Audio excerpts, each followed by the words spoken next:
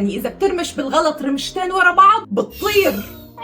قال في واحد ماشي بالشارع وهو ماشي قاعد عم يبخ ديودرنت او مزيل عرق على الناس. ليش؟ هي التسريحه اللي كانت تعمل لي اياها امي وانا صراحه انا بسمع عن نار الغيره بس اول مره بشوفها.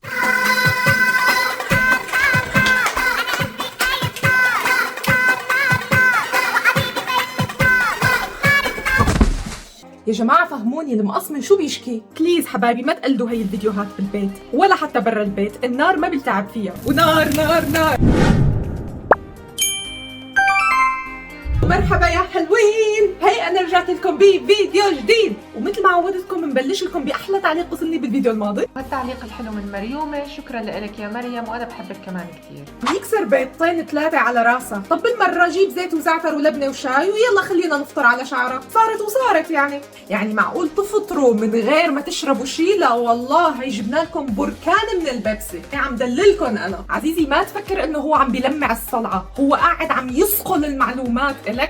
وانت كمان عزيزي الطالب اذا حاسس دماغك مقفل بالقفل والمفتاح مثل عمو ابو صلعة هون بس عندك امتحان، استعين بعمو ابو شفاطة بيشفط لك المعلومات شفط، بينفض لك اياهم نفط، ما عليك انت بس تعال عنا. شايفين كيف الافكار عم تلمع؟ الله ينور عليك يا شيخ. هي البنت مثلا رايحه على المدرسه مركبه ستلايت على راسها، بتروح على الامتحان مو دارسه، ما بتحتاج تدرس، هي بتحمل المعلومات تحميل، بتعمل لهم داونلود من الانترنت، انا بتقدر تاخذ في المارك بالامتحان. هي الانسانه ما أنا مركبه رموش، هي مركبه مراوح، يعني اذا بترمش بالغلط رمشتين ورا بعض بتطير. ونعود اصدقائي الى نشره اخبار لهذه الساعه، ونبداها بموجز الاخبار. لقد فقدت وكاله ناسا الاتصال ببرج المراقبه XYZ-NMFO ونحذر الطائرات من الاصطدام به.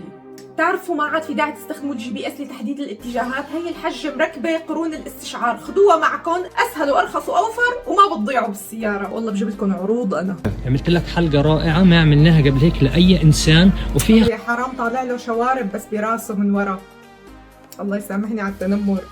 وبهالمناسبة العظيمة خليني اقول لكم نكتة، قال في واحد ماشي بالشارع وهو ماشي قاعد عم يبخ ديودرنت او مزيل عرق على الناس. ليش؟ لانه باطمان. بايخة بس احلى من الفيديو. تكنولوجيا، اشهد انها تكنولوجيا. سود الله وجهك يا شيخ. سيداتي سادتي، اخر ما توصل اليه العلم الحديث مكيفات متحركة تعمل على الطاقة البشرية. انا هيك بتخيل الغباء البشري لما بيستخدم ذكاء صناعي. المشكلة انه الفيديو حقيقي. على فكرة هن مالهم احسن مني، انا كمان بدي اعمل شي بشعري. ترارارا، شو رايكم؟ بسموها تسريحة النخلة، مدري الوردة ما بعرف، بس شو ما حدا احسن من حدا ولا؟ هي التسريحة اللي كانت تعمل اياها امي وانا رايحة على المدرسة. وهيك حبايبي نكون وصلنا لنهاية الفيديو، بتقولوا لي بالتعليقات شو اكثر تسريحة شعر كانت كثير غريبة بالنسبة لكم، وتذكروا اني انا بحبكم كثير كثير كثير، ويلا باي، بشوفكم بالفيديو الجاي.